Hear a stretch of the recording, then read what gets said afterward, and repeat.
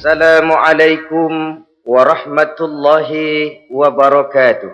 Waalaikumsalam warahmatullahi wabarakatuh. Bismillahirrahmanirrahim. Alhamdulillahi rabbil alamin. Wassalatu wassalamu ala ashrafil anbiya'i wal mursalin, imamil muttaqin, sayyidil ghurril muhajjalin, sayyidina wa maulana Muhammadin wa ala alihi wa ashabihil mujahidin at-tahirin, amma ba'du. Saudara-saudara kaum muslimin rahimakumullah. Dalam kehidupan ini, pada satu sisi memang kita harus melaksanakan berbagai kegiatan amal ibadah. Tetapi pada sisi lain, kita juga harus menjaga jangan sampai amal ibadah yang sudah kita kerjakan itu dihancurkan oleh sikap kita sendiri. Bahwa kita sudah sholat, alhamdulillah. Bahwa kita sudah zakat dan memberikan sedekah, syukur. Bahwa kita sudah melaksanakan ibadah haji, thayyib. Apakah dengan demikian amal kita sudah menjadi banyak? Nanti dulu. Jangan berbangga hati dan puas diri. Pada kesempatan yang berbahagia ini, saya ingin menyampaikan satu hadis yang diriwayatkan oleh Imam Ad-Dailami, di mana Rasulullah sallallahu alaihi wasallam pernah bersabda, "Sittatu asya'in tuhbitul a'mal." Ada 6 perkara yang bisa menghancurkan amal yang sudah kita kerjakan. Salat yang sudah kita kerjakan itu, zakat yang sudah kita bayarkan itu, haji yang sudah kita tunaikan itu, bisa dihancurkan oleh 6 perkara ini. Nanti di akhirat, pada saat setiap orang menunggu pahala dari ganjaran amal yang ia kerjakan di dunia ini, kita menanti dan menanti, ya Rabb, mana amal kebaikan saya? Mana pahala kebajikan yang saya lakukan? Hasilnya tidak ada. Amal yang kita kerjakan dihancurkan oleh sifat-sifat yang akan kita kemukakan pada pertemuan kali ini. Yang pertama yang bisa menghancurkan amal adalah al-istighalu bi'uyubil khalqi. Orang yang terlalu sibuk mencari-cari aib dan kekurangan pada diri orang lain. Habis waktunya hanya untuk mengorek-ngorek celah orang, sementara ia lupa pada aib dan celah dirinya sendiri. Sifat seperti ini menghancurkan amal yang sudah kita kerjakan. Sedangkan baginda Nabi mengajarkan, tuba liman syaghalahu aibuhu an uyubin nas. Beruntunglah orang yang kekurangan pada dirinya menyebabkan dia sibuk sampai ia tidak sempat mencari-cari aib dan kekurangan pada diri orang lain. Saudara-saudara kaum muslimin rahimakumullah. Sibuk mencari aib orang tentu bukan dengan tujuan positif. Latar belakangnya kadang-kadang karena jealous, karena hasud, kecemburuan sosial. Sore, pagi, siang, malam kita korek-korek kesalahan orang dengan target hancur martabatnya, jatuh kehormatan dirinya, hilang nama baiknya, dilupakan dan terisolir dari tengah-tengah masyarakat. Perbuatan yang demikian sungguh terlalu amat sangat kejam. Salat kita, puasa kita, haji kita bisa dihancurkan jikalau kita terlalu sibuk mencari-cari aib orang lain. Muslim dengan muslim itu bersaudara. Kalau kita menganggap muslim yang lain adalah saudara kita, maka aibnya adalah aib kita, kekurangannya juga adalah kekurangan kita. Pada saat kita melihat pada dirinya terdapat kekurangan, tugas kitalah menutupi. Ini yang dijamin oleh Nabi, man satara musliman satarahullahu fid dunya wal akhirah. Siapa yang menutupi aib dan celah orang-orang beriman, Allah akan menutupi aib dan celaknya di hari akhirat nanti. Zaman sekarang, zaman gosip. Zaman sekarang, zaman isu. Sehingga hal yang 1 meter pun dapat jadi 5 meter. Yang 5 meter dapat saja menjadi 10 meter. Kita sibuk membumbui hal-hal yang kita tidak tahu duduk perkara yang sebenarnya. Bahkan lebih celaka, kadang-kadang kita malah sok tahu. Memberikan vonis dari sudut pandang kita sendiri. Adalah tidak bijaksana jika kita mengukur baju orang lain dengan badan sendiri. Baju orang lain kita ukur pakai badan kita. Tentu saja enggak pas. Begitulah. Terlalu sibuk mencari-cari aib orang lain, menghancurkan amal ibadah yang sudah kita kerjakan. Na'udzubillah, summa na'udzubillah. Kadang-kadang hadir majelis taklim di pengajian, ngaji setengah jam, ngomongin orang 2 jam setengah. Tekor, defisit, belum bergeser dari majelis taklim. Ini kan penyakit rohani, di mana kedudukan kita antara sesama muslim bagaikan satu tubuh. Kalau yang satu sakit, yang lain ikut merasakan sakit. Yang satu terhina, yang lain ikut merasakan terhina. Jadi pada saat kita melihat aib orang lain, kita ceritakan di mana-mana, kita bongkar di mana-mana, tentu satu hal yang jelas, kita tidak senang kepada orang itu. Kita tidak senang kepada orang itu. Dan kalau sudah tidak senang, maka fungsi persaudaraan bisa berubah menjadi permusuhan. Oleh sebab itu, kalau ada 2 orang berselisih, boleh kita bohong untuk mendamaikan 2 orang tadi. Misalnya si A sama si B berantem nih, jengkel, marah-marahan. Saudara datang ke rumah si A. A, saya dengar kamu lagi marahan sama B. Iya itu si B, kurang ajar. Bangsat, bajingan, tengik. Pokoknya kalau ketemu, awas. Ah, saya kira sih enggak begitu. Ah, tadi saya ketemu B, dia bilang malah kangen sama sampean. Dia pengen ketemu. Ingat masa lalu zaman sebantal berdua, sebatang rokok berdua. Dia kangen pengen ketemu. Padahal si B enggak ngomong apa-apa sama saya. Saya olah sedemikian rupa sampai si A tenang. A tenang, saya datang ke rumah B. B, katanya kamu lagi marahan sama si A. Iya tuh A, unyuk monyet. Udahlah, pokoknya kalau ketemu dia saya hantam habis. Ah, barusan saya ketemu si A, dia bilang pengen ketemu ente. Pengen ngobrol kayak dulu, mengembalikan keharmonisan yang hilang, mengembalikan kehangatan persaudaraan yang lenyap. Si A tenang, si B adem. Kenapa? Karena bohong saya. Kesana saya ademin, kesini saya ademin. Jenis bohong seperti ini berpahala.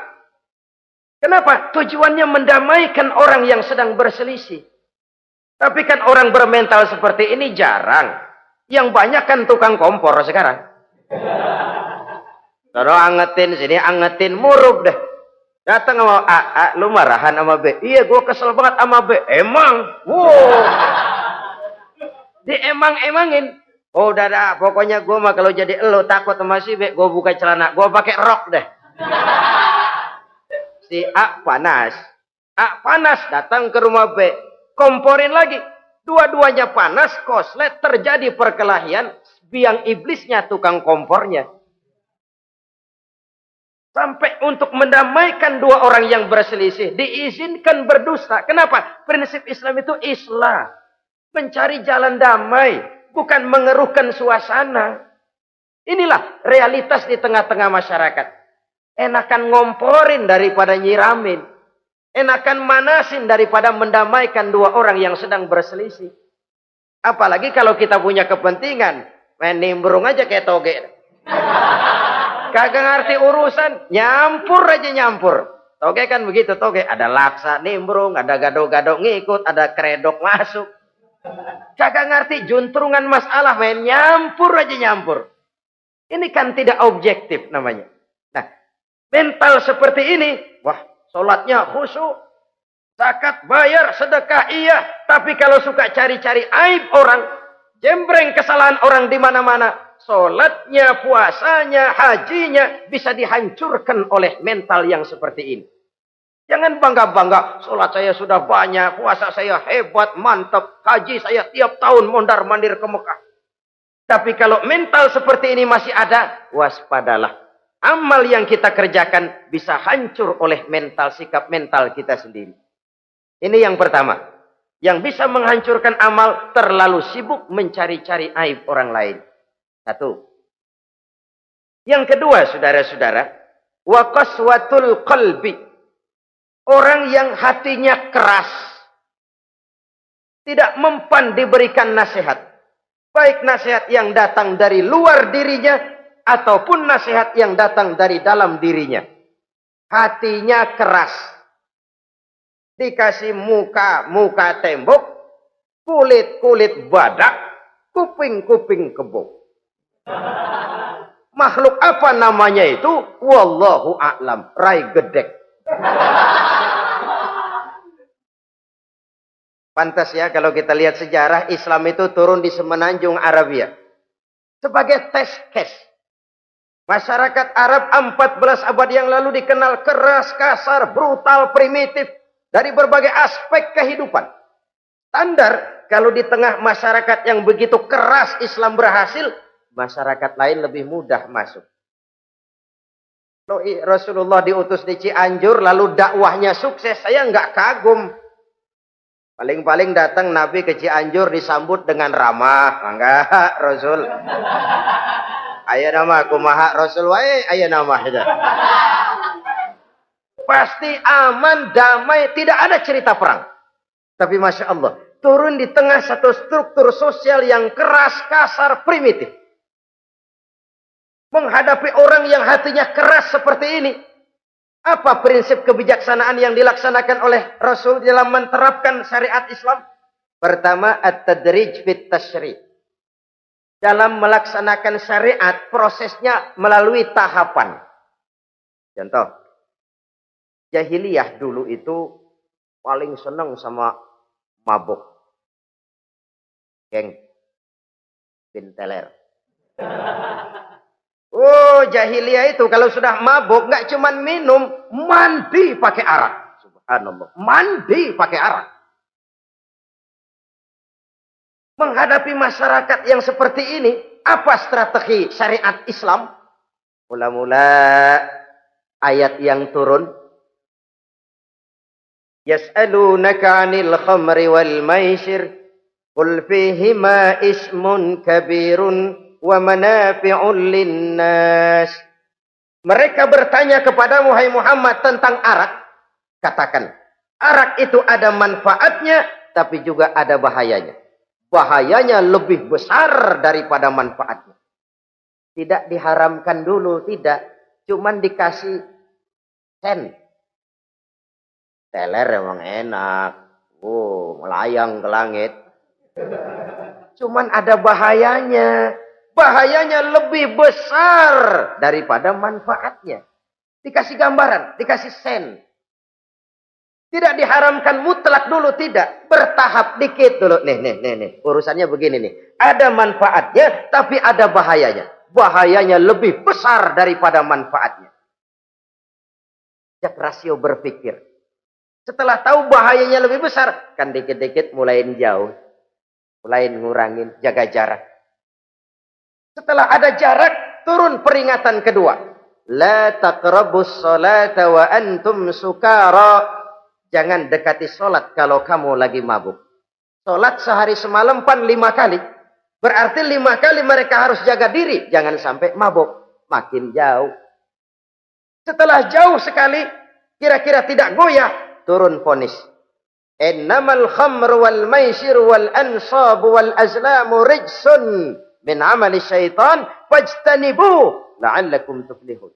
Arak itu najis, kotor, perbuatan setan. Jauhi. Pasti kamu akan beruntung. Baru timbul hukum haramnya. Orang udah nggak kaget.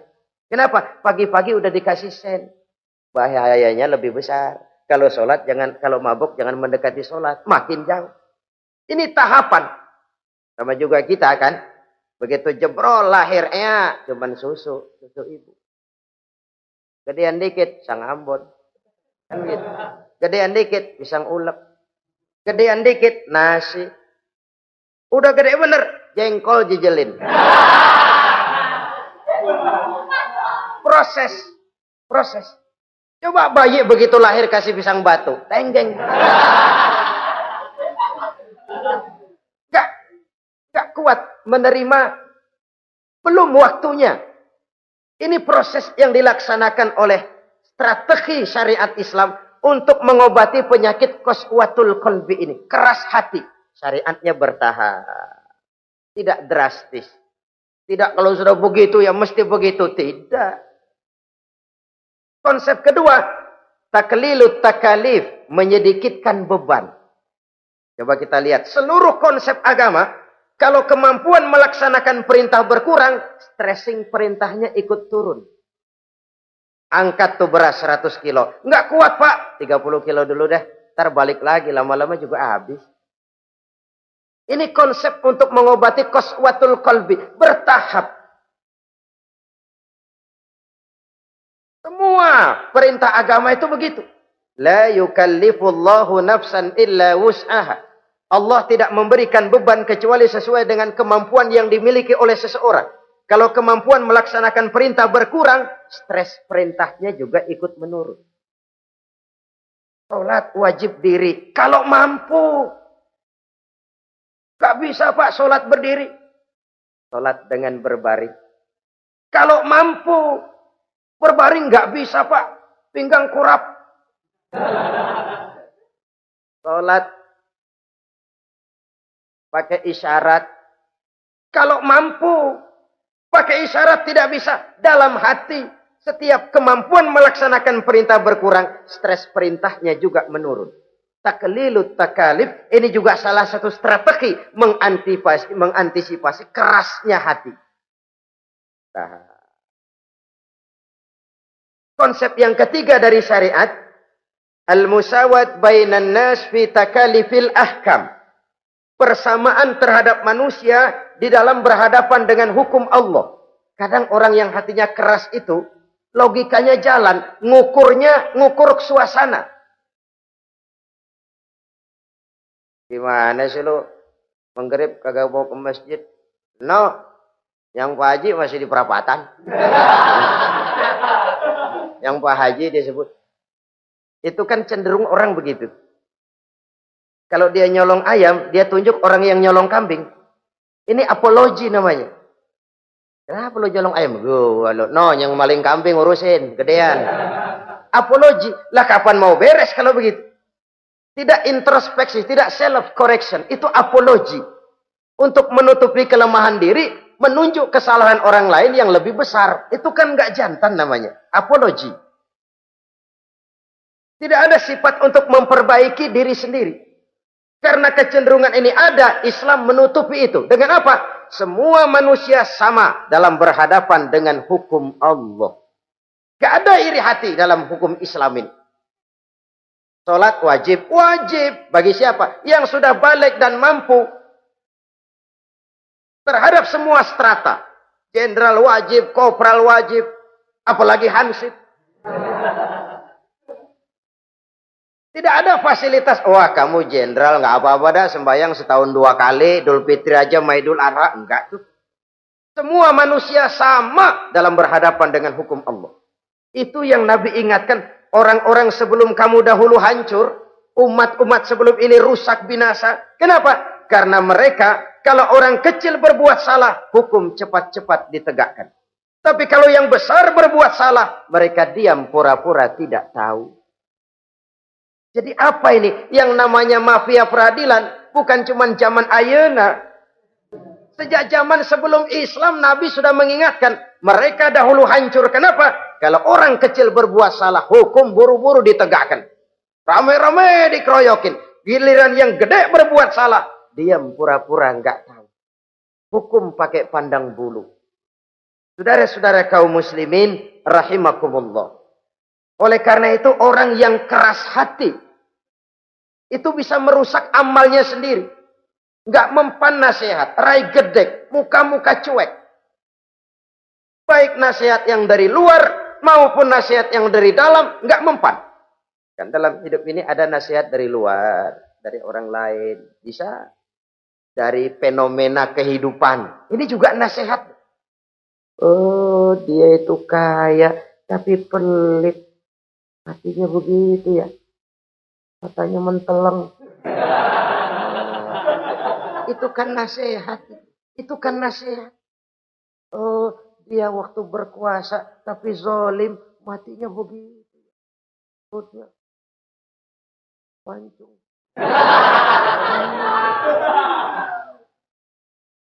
Fenomena kehidupan yang kita lihat, yang kita dengar, yang kita saksikan, itu semuanya bisa nasihat.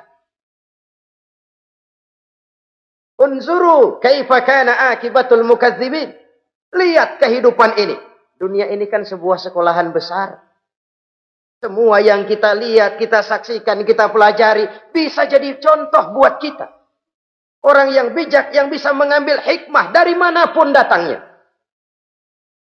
Baik dari yang baik, maupun dari yang tidak baik. Saudara-saudara kaum muslimin, rahimakumullah. Nasihat yang datang dari luar. Dari orang atau dari fenomena kehidupan. Atau nasihat yang tumbuh dari dalam diri sendiri.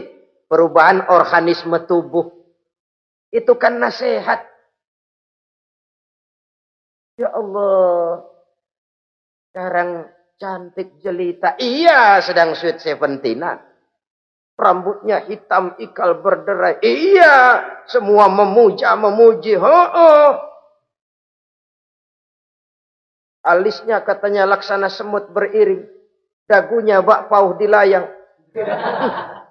Kalau dia senyum, semua orang terpesona. Sekarang 50 tahun yang akan datang, coba senyum, kabur orang. Fenomena kehidupan. Apa yang tidak berakhir? Kenapa harus keras hati? Kita kata kita berkuasa, berapa hari kita punya jabatan? Kita kata kita kaya, berapa banyak harta kita? Kita kata kita alim, kita tahu. Apa yang kita tahu dari semesta jagat raya ini? Lalu apa yang tidak berakhir? Korun yang katanya kaya, mati itu. Fir'aun yang katanya gagah, mati. Napoleon Bonaparte, the Lion of Europe, singa daratan Eropa, mati. Saking matinya, mati.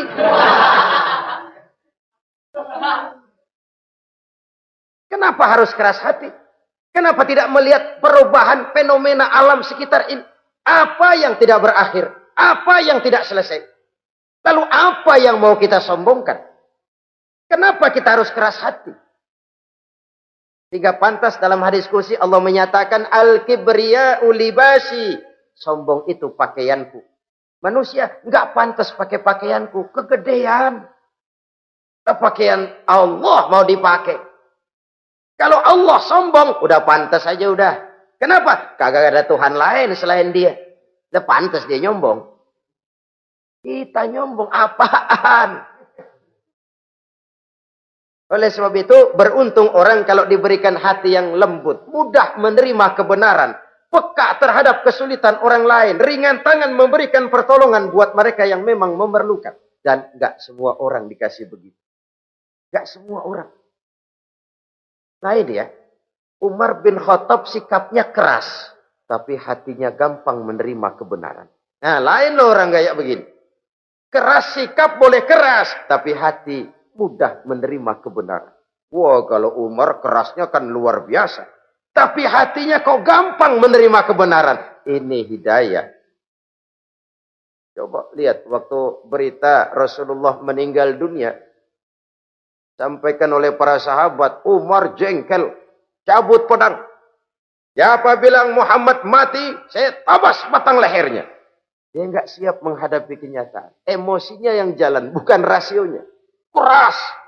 Bilang deh, Muhammad meninggal. Saya tabas batang lehernya. Untung ada Sayyidina Abu Bakar. Beliau tidak bicara langsung, cuma pidato. Ayyuhan nas, man kana ya'budu Muhammadan fa inna Muhammadan qad mata. Wa man kana ya'budu Allah fa inna Allah hayyul la yamut. Hai manusia, siapa yang menyembah Muhammad, Muhammad sudah meninggal. Tapi siapa yang menyembah Allah, Allah maha hidup dan tidak akan pernah mati buat selama-lamanya. Sayyidina Umar tersentak. Subhanallah, saya salah. Bagaimanapun Muhammad hanya seorang manusia. saya cinta dia, saya suka dia, nyawa saya pertaruhkan untuk dia. Tapi dia manusia dan saya tidak menyembah Muhammad. Ia sadar akan kekeliruannya, berlinang air matanya. Keras sikapnya, tapi lembut hatinya. Nah, yang kayak begini, bagus. Ini udah sikap keras, hati keras, yaitu tadi.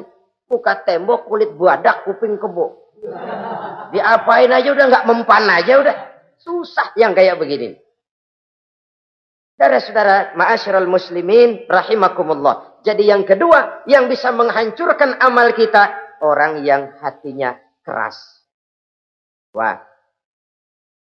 Yang ketiga sekarang, yang bisa menghancurkan amal kita itu wa hubbud dunya. Orang yang terlalu cinta kepada dunia. Ini pakai kalimat terlalu ya. Kalau sekadar cinta kepada dunia, why not? Kita cinta anak dan istri, wajar. Kita cinta harta benda, tentu. Kita cinta sanak famili dan seluruh handai tolan, memang. Kita juga cinta kepada bangsa dan tanah air. Itu bagian dari iman, persilahkan. Yang tidak boleh itu kalau sudah pakai kalimat terlalu. Terlalu. Sebab kalau sudah terlalu, itu sudah di luar kontrol. Orang lalu menghalalkan segala cara. Terlalu cinta kepada jabatan. Akhirnya bergeser. Sholat menghadap Allah. Dengar mau pindah jabatan ke tempat kering. Gerasak gerusuk nyari dukun. Ini kan namanya iya kanak budu wa dukun nasta'in. Nggak bisa wong itu satu paket. Kalau iya kana budu wa iya kana nasta'in. Kalau hanya kepadamu ya Allah kami menyembah, hanya kepadamu kami minta tolong. Ini paket, jangan dipisah-pisah. Menyembahnya kepada Allah, minta tolongnya kepada yang lain. Sinkret, bercampur. Iya kalau es campur enak. Tapi kalau agama dicampur dengan yang lain, nggak enak rasanya. Sama juga begini, ada gelas ya. Kalau sepenuhnya diisi bensin, itu ketahuan. Bisa diminum motor. Kalau sepenuhnya diisi air putih, jelas bisa diminum orang. Tapi begitu separuh diisi bensin, separuh diisi air putih, kacau dah. Motor minum, mogok. Orang minum, mabok. Dijual juga nggak laku. Kenapa? Sinkret. Maka Allah pesan, wala talbisul haqqa bil batil. Jangan kau campur aduk yang hak dengan yang batil. Saudara-saudara kaum muslimin rahimakumullah. Begitulah terlalu cinta kepada dunia sering menyebabkan orang out of control. Bergeser dari garis yang telah ditentukan oleh Allah. Apalagi di zaman sekarang ini. Persaingan hidup makin tajam. Tensi ekonomi semakin tinggi. Gaya hidup semakin konsumtif. Sementara lapangan kerja semakin sulit. Orang kadang kehilangan harga diri untuk mencapai sesuatu yang bernama dunia, lalu menghalalkan segala cara. Sebab itu jangan korbankan keabadian akhirat dengan kesenangan dunia yang cuma sebentar ini. Jangan sia-siakan keabadian akhirat dengan kesenangan dunia yang kadang fata morgana ini. Cintailah dunia, tapi sekadarnya saja. Sebagai ladang untuk menanam bagi kepentingan di akhirat nanti. Terlalu cinta kepada dunia bisa menghancurkan amal yang sudah kita kerjakan. Ini yang ketiga. Yang keempat, wa qillatul haya. Orang yang sedikit rasa malunya. Rasa malu merupakan bagian daripada nilai-nilai keimanan. Apabila rasa malu berkurang, artinya nilai iman juga ikut menurun. Kita melihat sekarang ini banyak orang pakai pepatah Arab dalam hidup ini. Bul ala zamzam fatu'raf, kata orang Arab. Kalau kepengen terkenal, kencingi sumur Zamzam. Itu bakal ngetop ke seluruh dunia. Sumur Zamzam dikencingin. Itu akan terkenal ke seluruh dunia. Terkenal apanya? Terkenal gilanya. Jadi apa maksud pepatah ini? Kalau pengen cepat terkenal, bikin yang aneh-aneh. Yang orang lain nggak kerjain, kerjain. Yang orang lain nggak pakai, pakai. Nanti kan aneh, dilihat orang. Kalau dilihat orang kan cepat ngetop. Pantas apa tidak nomor 18. Yang penting terkenal aja dulu dah. Artinya apa? Rasa malu dikuburin. Rasa malu disingkirin. Kalau sudah sedikit rasa malu, tidak terhalang melakukan perbuatan-perbuatan yang negatif.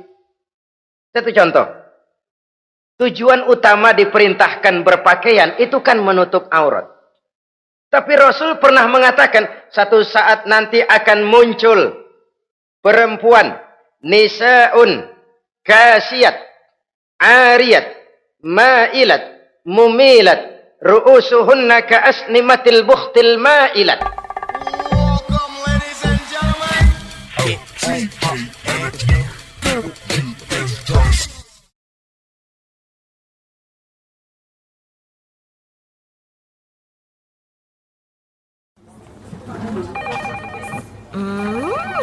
What is it? Ooh, a new chocolate product by the Integral CJ's Management. What chocolate? No, my girl. It's a new CJ's brand. Kepalanya ditata begitu rupa persis kayak punggung onta. Itu rambut lagu apa tahu deh. Ini kan fenomena berpakaian tapi telanjang. Kenapa? Yang dikejar mode, yang dikejar merek. Kiblatnya Paris, London, Roma. Imamnya siapa? Pierre Cardin, Christian Dior, Escada, Etienne Egner. Merek yang dikejar, mode yang dikejar, aurat pontang-panting. Ditambah oleh tayangan-tayangan berbagai iklan yang merangsang anak-anak kita untuk hidup konsumtif. Iyo. Cocok iya jeng urang yo. Terangsang dia untuk konsumtif. Dihadapkan kepada kenyataan. Suasana ekonomi enggak menunjang. Orang tua lemah ekonominya. Dia lihat sekelilingnya, ternyata yang lain juga begitu. Banyak teman senasib, kumpul. Disingkirkan rasa malu. Akhirnya tukang bajai ditodong. Qillatul haya, sedikit rasa malu. Kalau sedikit rasa malu, dia tidak terhalang lagi melakukan perbuatan-perbuatan yang negatif. Dan itu berarti menghancurkan amal-amal yang lain. Sebab itu budaya malu ini sangat penting. Coba kalau dia hinggap di hati seorang pejabat. Pejabat yang punya rasa malu, Masya Allah, membawa manfaat yang besar buat rakyatnya. Contoh saja ya, di Jepang itu ada Perdana Menteri Hosokawa, saudara-saudara dengar. Baru 8 bulan jadi Perdana Menteri. Dia dijuluki Mr. Clean, Mr. Bersih. Diisukan terlibat skandal, cuma 4-6 miliar rupiah. Itu pun buat kampanye kemenangan partainya. Diisukan begitu rupa, malu Hosokawan. Malu, mengundurkan diri. Baru 8 bulan jadi Perdana Menteri. Mundur, malu. Padahal Hosokawa nggak kenal ketuhanan yang Maha Esa. Nggak kenal. Tapi budaya malunya luar biasa. Nah kalau sudah pejabat nggak punya malu. Habis. Kan sekarang umpamanya nih. Ada impres desa tertinggal. Disunatin. Sampai marah betul itu Bapak. Para pimpinan negara kita itu. Tidak ada maaf bagi pejabat yang nyunatin IDT. Kenapa? Kan tipis rasa malu. Turun dari atas sunatin. Turun ke bawah sunatin. Turun ke bawah sunatin lagi. Nyampe bawah tetelan doang dikit banget. Kebanyakan tukang sunat. Saudara-saudara. Budaya malu yang nipis. Orang kaya kalau punya budaya malu. Bawa rahmat bagi lingkungannya. Ulama kalau punya rasa malu. Nggak jual ayat menghalalkan yang haram, mengharamkan yang halal. Bagaimana Kiai? Haram! Karena belum dapat bagian. Begitu dapat jatah, haram dikit dah. Kiamat umat kalau sudah kayak begini.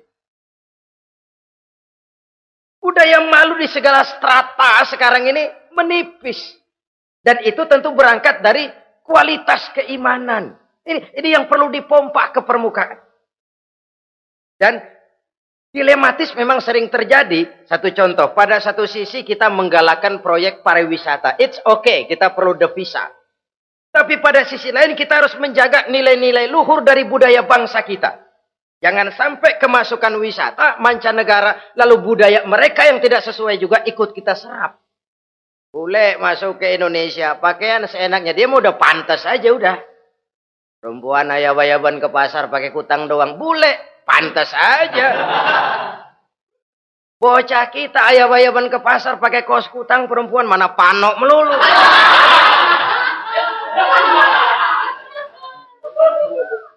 Menipisnya budaya malu. Ada standar. Bahwa mode, hal kedua. Merek apalagi. Yang pertama itu menutup aurat. Dari sisi berpakaian saja. Kalau anak-anak kita diracuni oleh yang namanya mode, diracuni oleh yang namanya merek, dia akan terbuai hidup dalam alam kepalsuan. Sekarang ini hidung pesek bisa dibikin mancung. Kulit keriput jadi kenceng. Operasi plastik. Pada sisi lain pengaruh duit juga luar biasa. Ya aki-aki keriput kalau habis gusuran kenceng lagi. Pasaran keras lagi. Oleh sebab itu budaya malu ini perlu kita kembangkan. Supaya di semua strata sosial memiliki budaya yang namanya malu. Sederhana memang, tapi tidak semudah mengucapkannya. Sampai-sampai dijadikan taruhan al-haya'u minal iman. Rasa malu itu bagian daripada iman. Dan malu yang tertinggi, kalau sudah punya malu kepada Allah, itu puncak. Puncaknya di situ. Kalau cuma malu sama mertua, ngaling aja dikit, dia kagak tahu deh.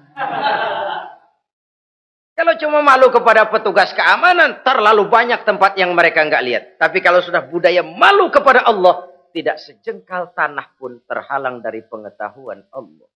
Ini nantinya juga punya pengaruh sosial. Sosial kontrol sekarang juga sudah renggang. Dulu kalau ada hal yang dianggap aib, satu kampung tahu. Malunya selebar awak. Sekarang budaya hidup sudah individualis. Tetangga mau apa kayak cuek aja udah. Akhirnya orang anteng. Lah nggak apa-apa ini dah, tenang aja dah, besok begitu aja lagi. Sosial kontrol juga sudah agak renggang sekarang ini. Kalau dulu orang punya rasa sosial kontrol yang begitu dekat. Oleh sebab itu, budaya malu merupakan bagian daripada iman. Orang yang sedikit rasa malunya bisa lepas kontrol. Kalau dia sudah lepas kontrol, dia bisa melakukan hal-hal yang merusak amal perbuatannya sendiri. Oleh karena itu, pada pertemuan kali ini, saya juga mengajak, mari kita tumbuh kembangkan budaya malu ini. Saudara-saudara kaum muslimin, rahimakumullah. Yang kelima, yang bisa menghancurkan amal kita, watulul amal. Orang yang terlalu panjang angan-angannya. Hidup dalam bayangan. Kakinya tercabut dari alam realitas. Mengharap burung terbang tinggi, tapi punai di tangan cepat-cepat dilepas. Akhirnya burung di tangan terlepas, punai juga tidak datang. Terlalu panjang angan-angan. Hidup cuma nunggu keajaiban. Yang diwiridin jikalau. Orang sudah kemana-mana dia masih anteng. Jikalau, andai kata, umpama misalnya. Islam bukan agama orang pemalas yang selesai sholat lalu berpangku tangan. Ada orang yang cuma sujud saja rezekinya mengalir. Ada. Ada orang yang cuma munajat di keheningan malam. Rezekinya mengucur. Ada. Tapi kan bukan kelas kita. Itu kelas antara dia dengan Allah, tidak ada jarak lagi. Orang-orang yang batinnya bersih. Doanya didengar. Permohonannya dikabulkan. Permintaannya cash. Kalau kita bisa bayang cuma nadah doang, nggak mau usaha, paling banter orang undang tahlil kita. sebesek campur geretan udah. Kita ini tahap yang bekerja, berusaha, berdoa, tawakal. Pernah dalam satu sholat Jumat Rasulullah di masjid, ada seorang sahabat Badui datang dari pedalaman mau sholat Jumat, turun dari onta cepat-cepat masuk ke masjid. Ditegur oleh Rasul, ontamu sudah kamu ikat? Belum ya Rasul. Kenapa? Saya tawakal kepada Allah. Marah Rasul. Keluar, ikat ontamu. Masuk lagi ke masjid, baru tawakal.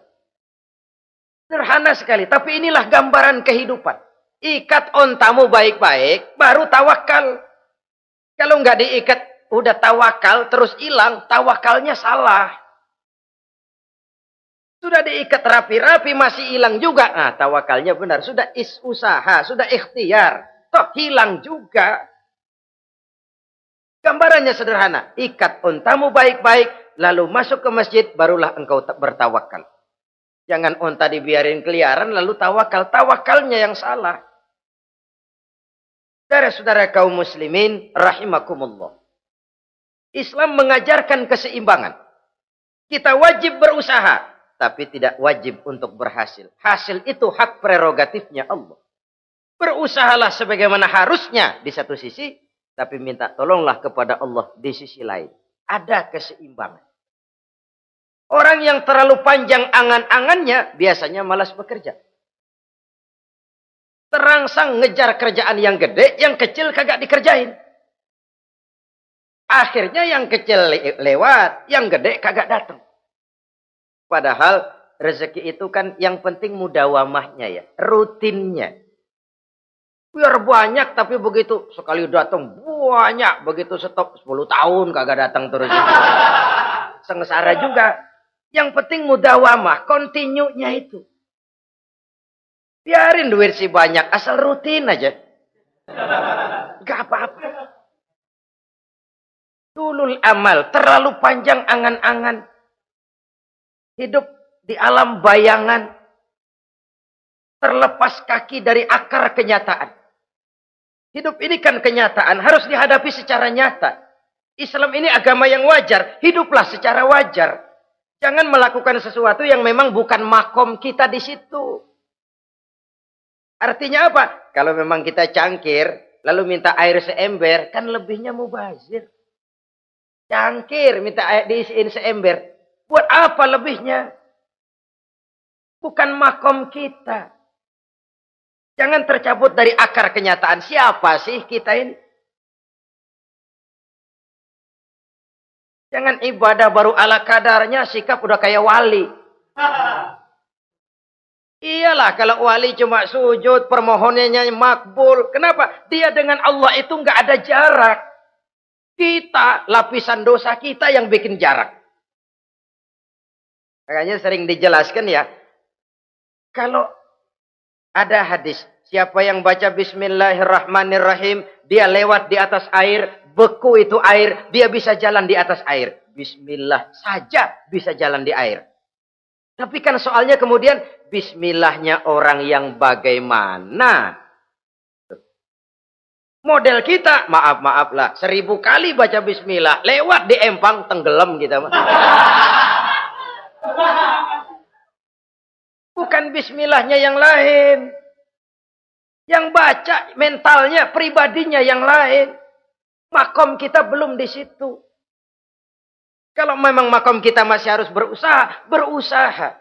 Bahwa nanti Allah berikan rizki lewat jalan yang tidak kita sangka-sangka. Itu sih urusan Allah. Itu sih haknya Allah. Tapi urusan kita harus berusaha sebagaimana harusnya kita berusaha. Ya, emang jodoh dari Tuhan, apanya pakai nyari, nanti juga aja datang cuma nenek-nenek kali.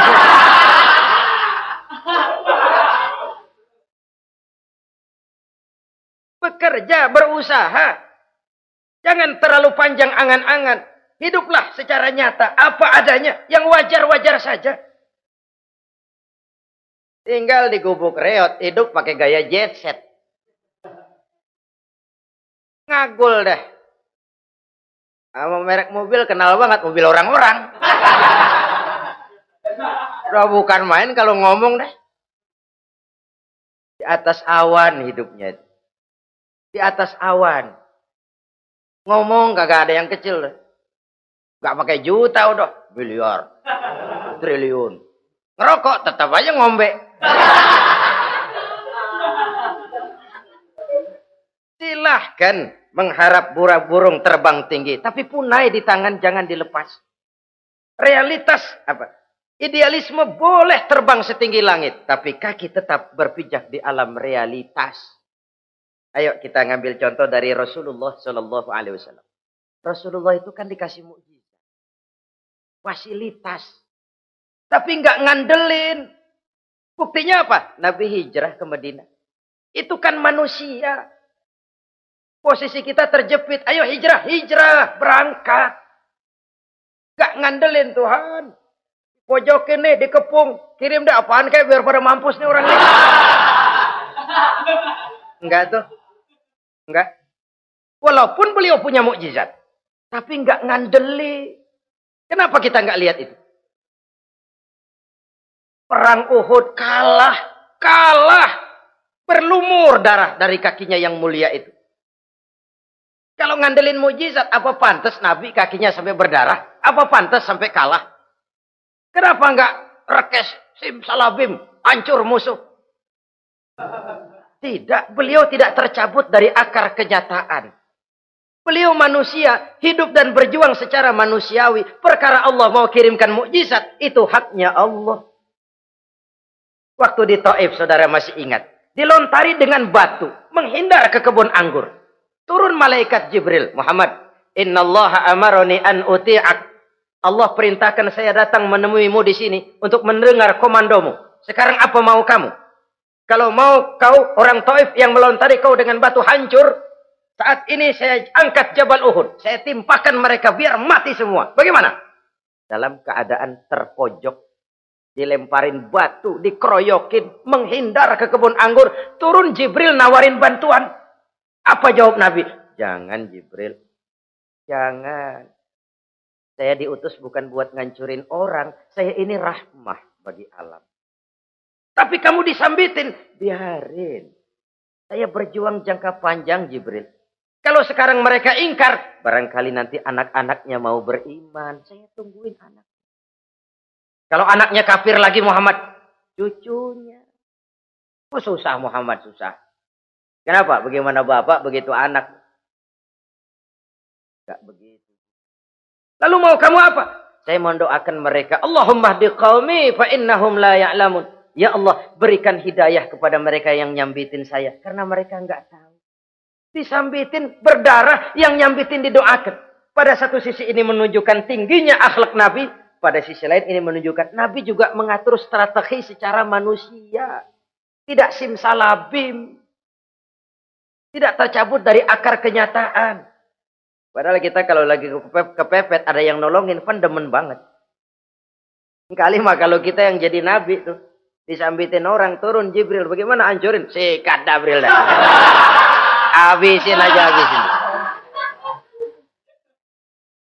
Hijrah ini usaha ikhtiar manusiawi. Perang kalah manusiawi. Putra tercinta wafat, berlinang air mata, manusiawi. Sakit, manusiawi. Padahal punya mukjizat. Tapi nggak ngandelin. Semua nabi juga gitu. Nabi Musa dikasih tongkat. Tapi berapa kali tuh tongkat dipakai? Waktu ngelawan tukang sihir. Waktu nyebrang di Lautan Merah. Itu aja. Selebihnya Nabi Musa berjuang secara manusia, berusaha. Gak mentang-mentang punya mukjizat tongkat, tiap dapat kesulitan, awas tongkat.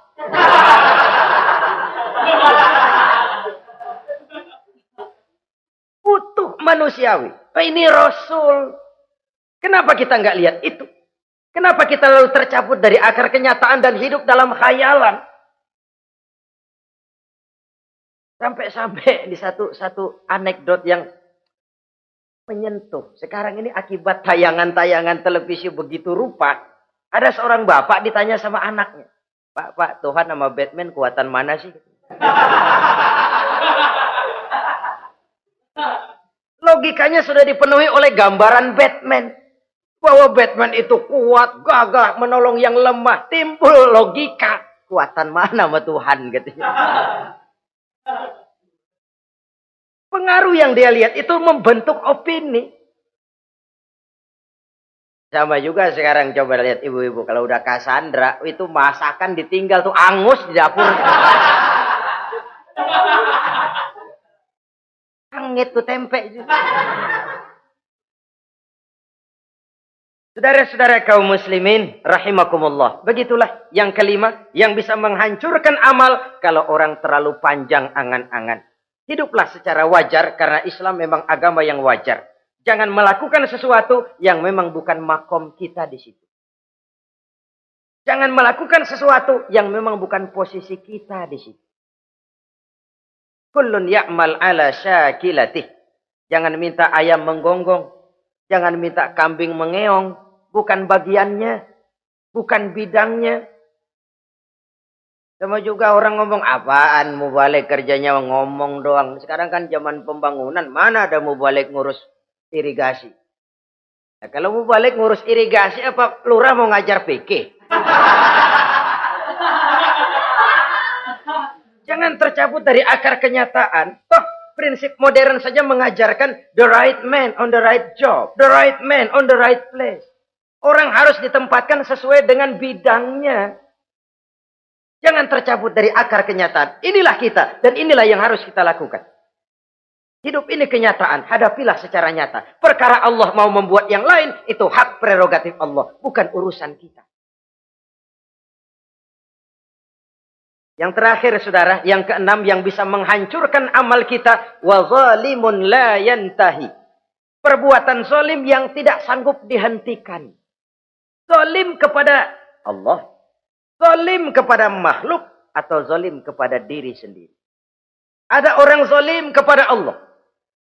Begini banyak nikmat yang diberikan Allah. Nggak sanggup dah kita ngitungnya. Dari bangun tidur sampai tidur lagi nikmat nggak pernah berhenti itu. Bahkan kita tidur sendiri. Sadar nggak kita waktu tidur nggak berdaya? Coba ketika kita ngorok pulas, andai kata kecoa 16 masuk ke kuping kita. Siapa yang mau jagain? Siapa yang mau jagain? Nikmat. Belum pernah nikmat Allah berhenti. Begini banyak nikmat yang diberikan. Dan Allah cuma minta satu. Syukuri nikmat itu. Kalau kamu syukuri, aku tambah. Kalau kamu ingkar, asal tahu saja azabku itu pedih, kata Allah. Orang yang zalim kepada Allah. Orang yang tiap hari memakan nikmat Allah. Tapi enggak pernah mensyukurinya. Akaltum ni'mata rabbikum walam tashkurulah. Kamu makan nikmat Tuhanmu. Tapi enggak pernah kamu bersyukur kepadanya. Itu zalim kepada Allah. Pak, dalam hidup ini kan kita dikasih waktu 24 jam sehari semalam. Sehari semalam, 24 jam. 24 jam itu Allah kan nggak minta semua. 5 waktu saja kau lapor kepadaku. Sholat. Sholat kalau bagus, 10 menit kan. Taruh dah tuh, sholat bagus. Kilat, 5 menit dah. Kilat khusus 2 menit. Cepet dia nggak pakai perangko. Taruhlah yang menengah kita ambil 5 menit. Kalau 5 waktu, 5 kali 25, 5 kali 5 berarti 25 menit untuk lapor. Hei manusia, aku kasih kau hidup 24 jam. 25 menit kau lapor. Banyak yang berat. Padahal sisanya masih 23 jam 35 menit. Buah gambaran ini. Zalim kepada Allah. Padahal zalim kepada Allah yang rugi bukan Allah. Se-ASEAN tidak ada yang sujud. Apa Allah tekor? Apa Allah lalu berhenti jadi Tuhan? Apa Allah lalu jadi lemah? Tidak. Zalim kepada Allah artinya juga zalim kepada diri sendiri. Lalu zalim kepada sesama makhluk. Kadang tidak kita sengaja. Karena itu dalam Islam tidak ada kebebasan mandiri. Ya contohnya ya, kita beli radio. Kita setel di rumah kita sekeras-kerasnya. Terus dalam hati nih, radio gue. Beli gue, pakai duit gue. Gue setel di rumah gue. Sekeras-kerasnya, urusan apa sama orang? Kata kita. Tetangga kita kan boleh juga ngomong begitu. mata gue. Yang ngantuk gue. Gue tidur di kamar gue. Ngapa suara radio lu masuk kemari? Ini kebebasan saya nyetel radio dibatasi oleh kebebasan tetangga saya yang mau tidur. Kalau saya perturutkan nafsu saya sudah zalim kepada dia. Zalim kepada orang lain. Dan yang banyak tidak kita sadari, zalim kepada diri sendiri. Membiarkan diri hanyut dalam munkarat dan tanpa ada usaha untuk menghentikannya. Tidak ada orang yang bisa mencelakakan diri kita terus-menerus kalau bukan diri kita sendiri. Tidak ada yang bisa menyelamatkan diri kita kalau bukan kemauan kita yang tinggi untuk menyelamatkannya. Allah sudah ciptakan kita dalam bentuk yang paling mulia. Fi ahsani taqwim. Dari sekian banyak makhluk yang diciptakan Allah, tidak ada yang sekomplit, seindah, secantik manusia. Ini harus dijaga. Jangan posisi yang sudah tinggi ini kita rendahkan sendiri. Fi ahsani taqwim posisi kita. Tapi kita rendahkan. Kita kembali asfala safilin. Posisi yang paling rendah. Kita zalimi diri kita sendiri. Karena itu, zalim kepada Allah, zalim kepada orang lain, zalim kepada diri sendiri, akarnya sama, mendatangkan kerugian. Dan bisa merusak amal yang sudah kita kerjakan. Oleh karena itu, mari sama-sama kita berusaha. Pada satu sisi kita melaksanakan amal ibadah sebagaimana yang seharusnya, tapi pada sisi lain kita menjaga nilai-nilai ibadah. Jangan sampai hancur oleh perbuatan kita sendiri. Sekianlah jumpa kita kali ini. Insya Allah kita lanjutkan di lain kesempatan. Terima kasih atas segala perhatian. Mohon maaf atas segala kekurangan. Usikum wa nafsi bitaqwallah. Wassalamualaikum warahmatullahi wabarakatuh.